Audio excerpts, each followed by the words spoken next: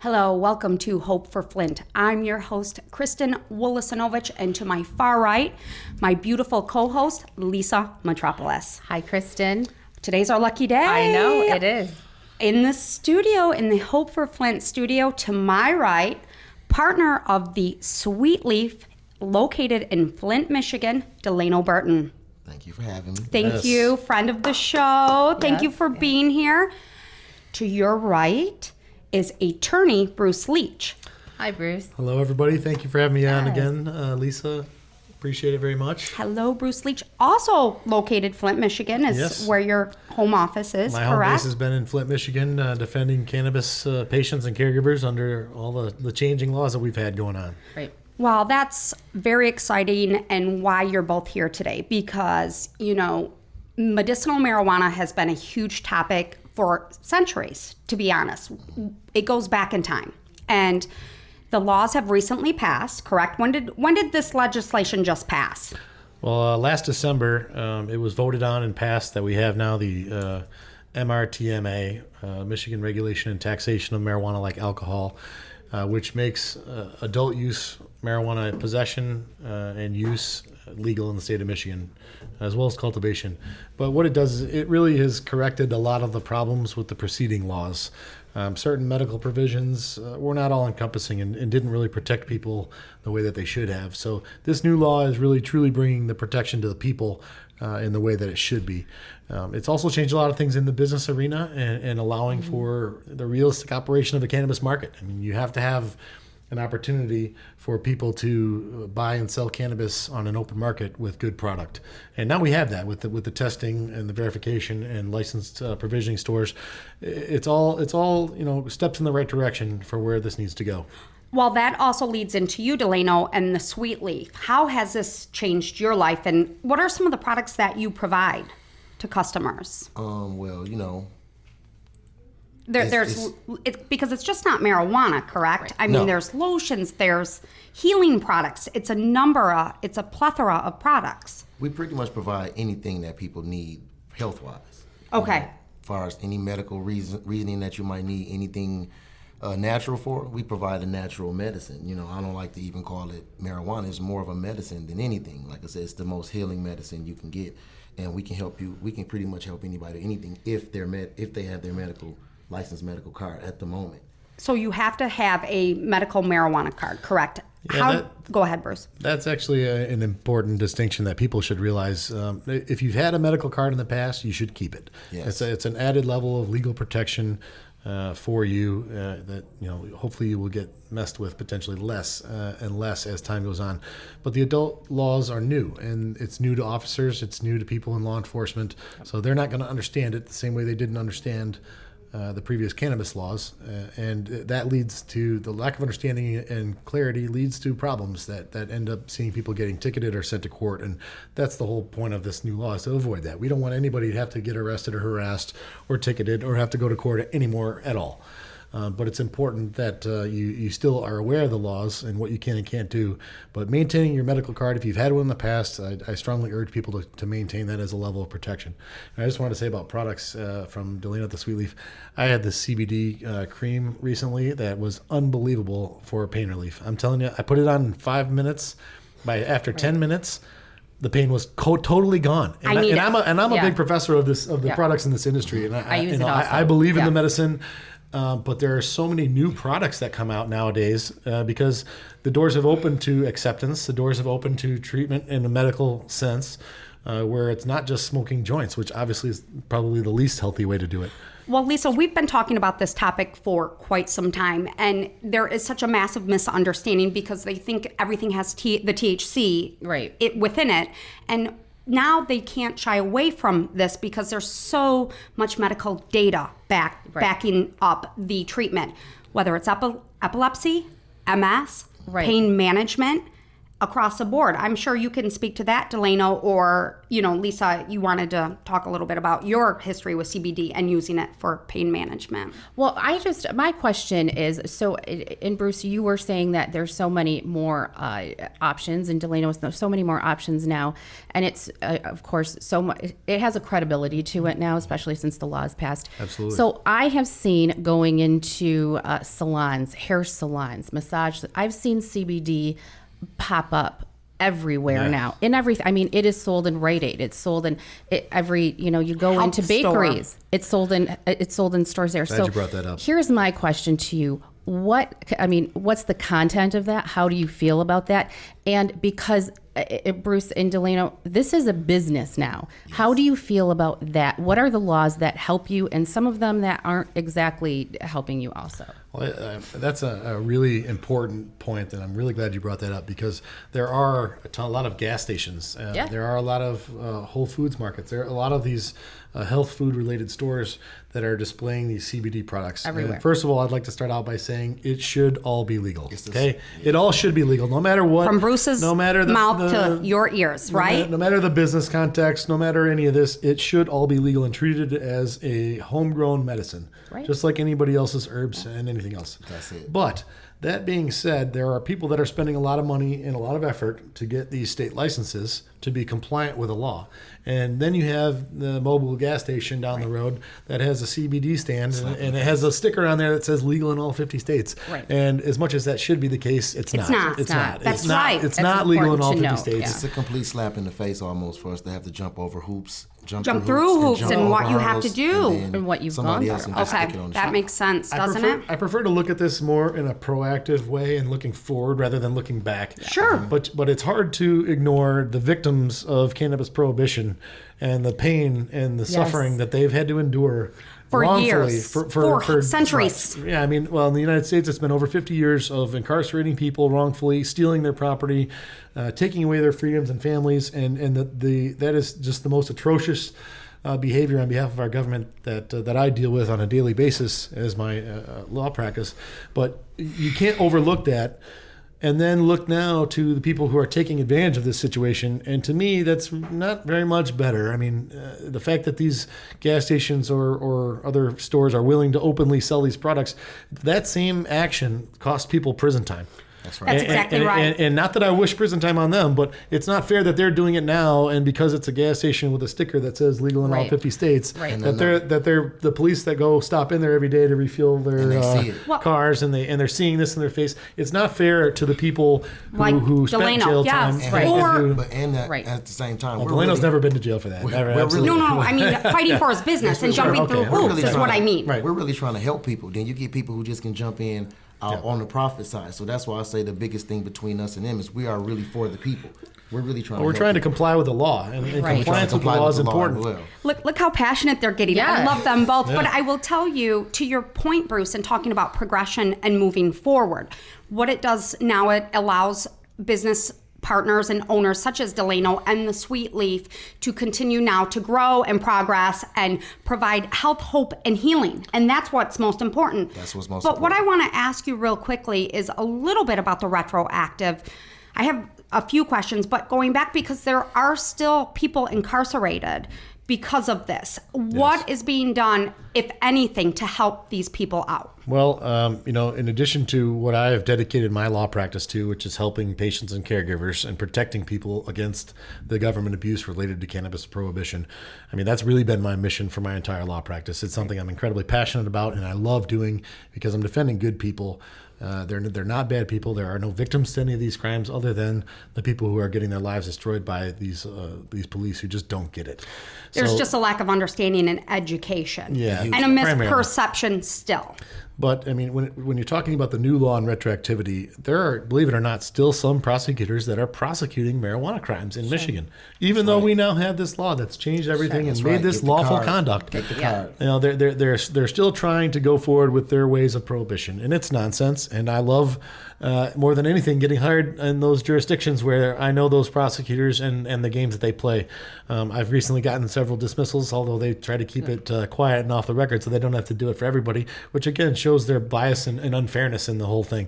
But there are still people locked up, and it's wrong. And I mean, if it were up to me, every single person for any marijuana-related crime, whether it's possession or possession with intent to deliver, anything specifically and only marijuana-related would be immediately expunged off their records and immediate release from any kind of jail or prison. That's the only fair thing to do in the United States, and especially in Michigan. But in the entire United States, that's the way it ought to be. And they would get their property back, because too many people in the past have had 3 joints, 5 joints on them for purposes, for mental health, for different things, but it wasn't, it wasn't in a medical marijuana state, and they have their properties, their homes seized for 5 joints, for 10 joints, and this is something that the medical marijuana community, the marijuana community in a whole, has seen for years and years and years, and I am. Have these laws changed to help that at all? Well, I would give a big shout out to Governor Whitmer and to Attorney General Nessel. The two of them have done everything they've promised to do coming into the state of Michigan to fix this major issue that affects millions of people in Michigan. The governor is already working on the expungements of crimes. The Attorney General is dismissing cases where it's just and appropriate in the interests of justice and fairness. Okay, I mean, those are big steps in the right direction as a policy, and coming from those two powerful women, that directs policy for everybody down the line, and that's something that's really important.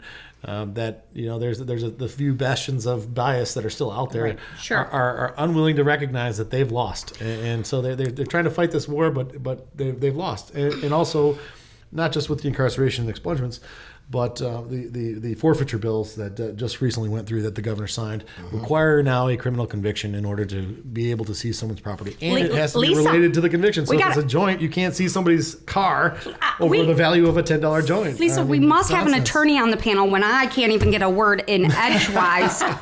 when Kristen isn't talking, there is an issue. No, but I have to tell you, I feel it. I feel the spirit in here and your passion towards helping.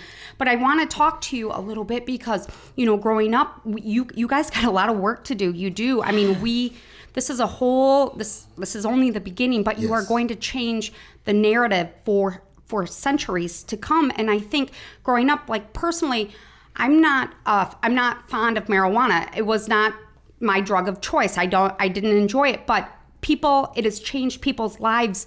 In my life, my daughter's father has epilepsy. Yeah. It has changed his sleeping habits, his health. It has saved lives. You look at even celebrities such as Willie Nelson. He's 85 years old, and he said if he didn't have that, if he didn't have this in his life, he would have been dead. Quality of life is huge. Sure. That's exactly right. So this medicine, and now again we have the medical community standing behind it with real data to support your efforts. And I think moving forward, looking at CBD and the holistic side of it, and it's really changing the narrative and the landscape. My question to you now is, how is it affecting Big Pharma? Are they on board with this? What are your thoughts on that? Were they against this effort? Of course. Okay, we've had shows less customers and business people paying clients for them when they can come get a natural alternative. I mean, that's right. This is something that's natural, been on Earth forever. Yeah. I mean, it's a natural cure versus these prescription medications. And it always makes me laugh anytime you listen to any prescription commercial. Which it also amazes me that you're allowed to market pills directly to patients rather than to the doctors who should be prescribing them. But that's what I'm saying. That's what we said. Listen to the fine print in the last 30 seconds of any prescription commercial, and it's unbelievable that someone would take a pill for one thing when it could cause all of those potential other harmful side effects. I tell people all the time, if you want to know how good your medicine is, look at the side effects. Right. That's exactly right. Not the ingredients. All right. So most of these medicines you go to the doctor and they give you 5 prescriptions, and it's not because you need them all. It's because you need the next one to fight the side effects of the first one that they give you. So this medicine doesn't have side effects. That's exactly Happy, right. Hungry, sleepy, So we talked too about, Lisa and I've discussed this at great length. We're driving down 2375 corridor, and there are billboards from Sheriff Pickell stating they want everyone to carry Narcan in case of the opioid epidemic. And then Lisa had asked, we had a medical professional on, had asked, how do we get our hands on that? Is it our duty to carry it? Because it's basically a call to action for every citizen to have. So we talk about the opioid epidemic, and cannabis can help treat this. Medical marijuana can help treat the pain management and help probably eradicate it. Am I wrong, Bruce Leach? Am I wrong, Delano? No, you're not wrong. I'm usually not wrong, though my producers might disagree. But yeah, I mean, it helps. Yeah, I mean, I've seen it from a legal perspective. I'm sure Delano can talk about the patients that come in. Sure, I'd like you both to comment. But go ahead. I have patients that come in all the time, and they tell me how when they come in and tell me their symptoms and the medicine that they're taking, they ask for an alternative. I've had people within 90 days to tell me they're not taking that alternative anymore. Right. All the time. I get ladies to come in and hug me and thank me. They bring their kids in to say, we want to thank you. Our You're mother changing their lives. is eating again. She's gaining weight again, and she's having an appetite again. And, so it's very satisfying to me to help to see the people's reaction, more than anything, to know you're providing something for real for people. Everybody think it's like it's a big profit. Oh, they're making money.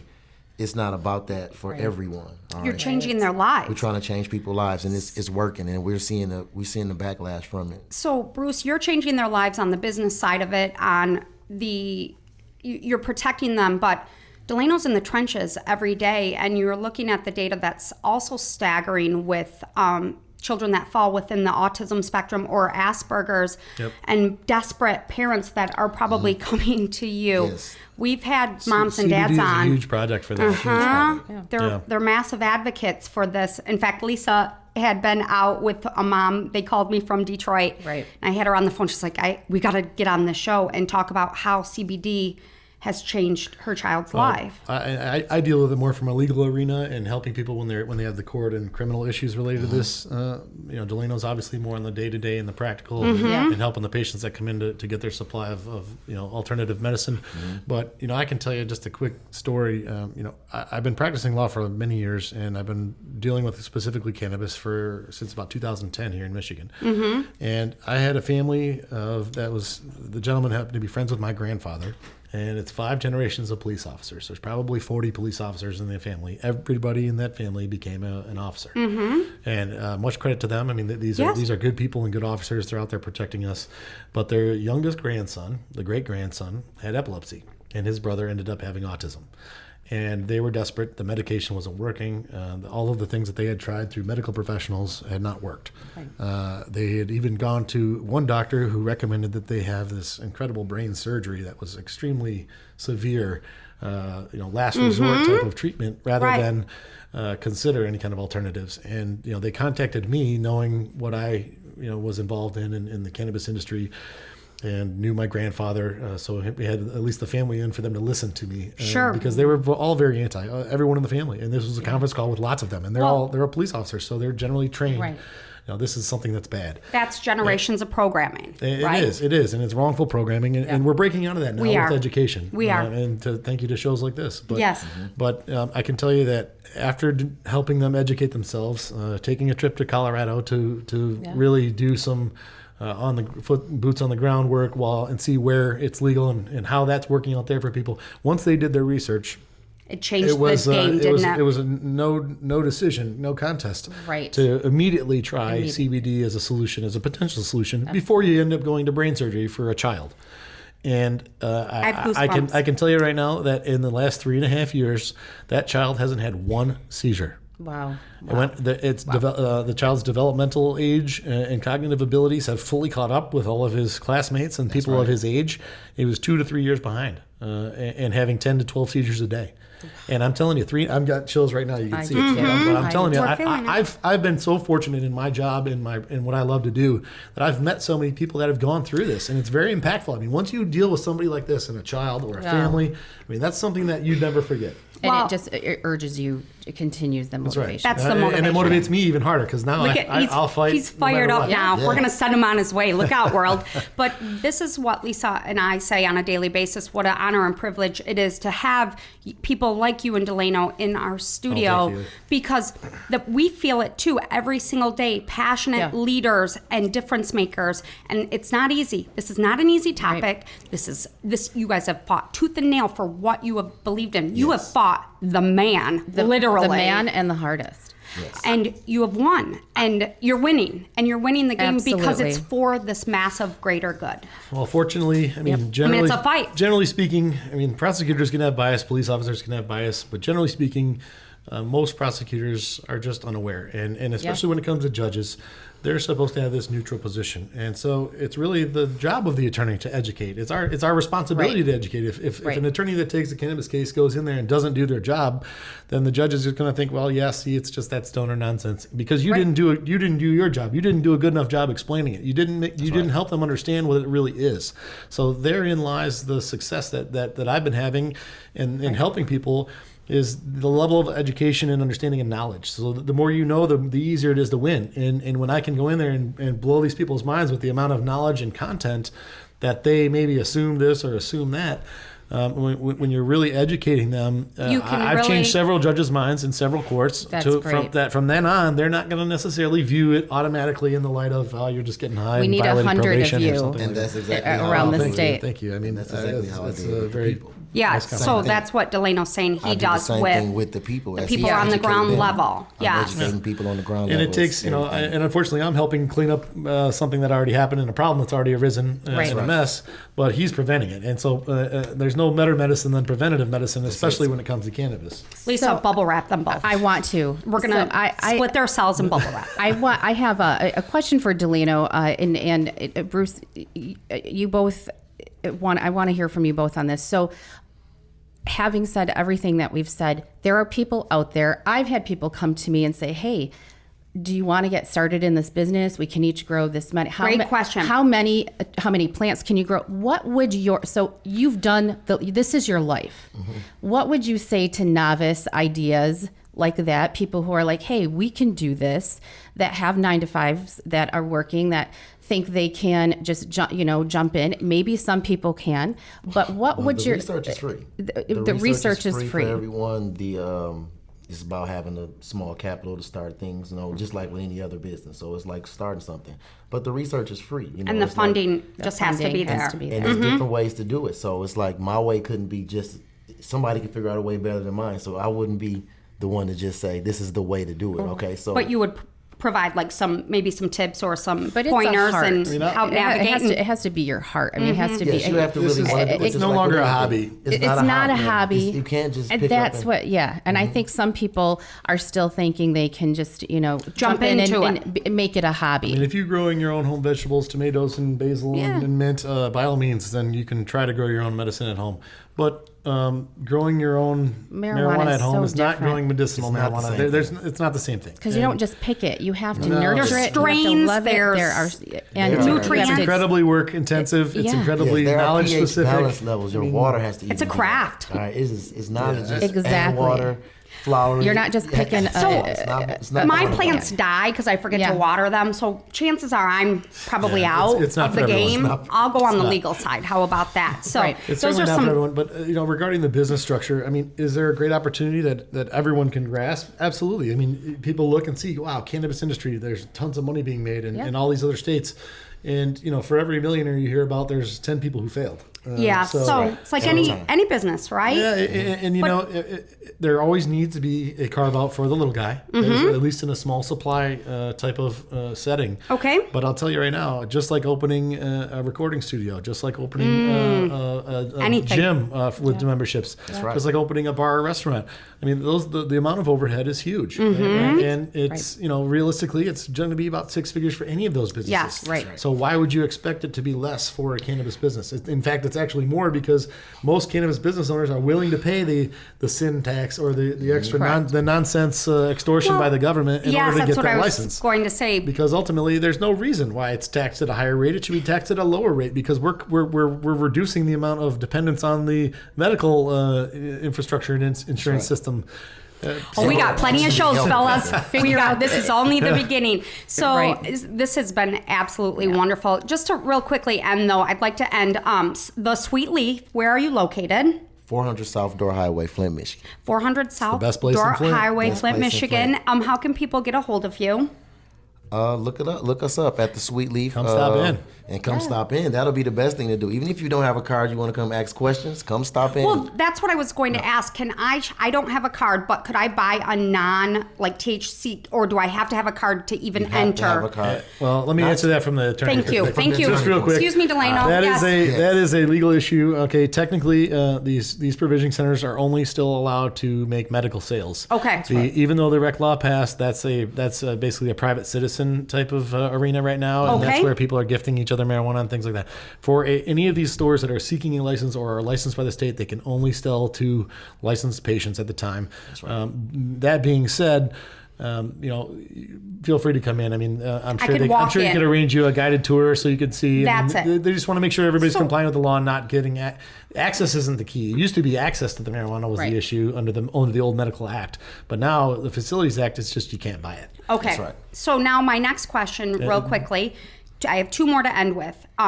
My sister had called me and she said her best friend's father has MS, has his medical marijuana license. He cannot walk, but he can physically be in the car. Can she go in and pick up his items? Send him over to the Sweet Leaf, and we'll have Thank someone you. take care of his needs. Perfect. Absolutely. Perfect. We will always cater to veterans, to disabled people.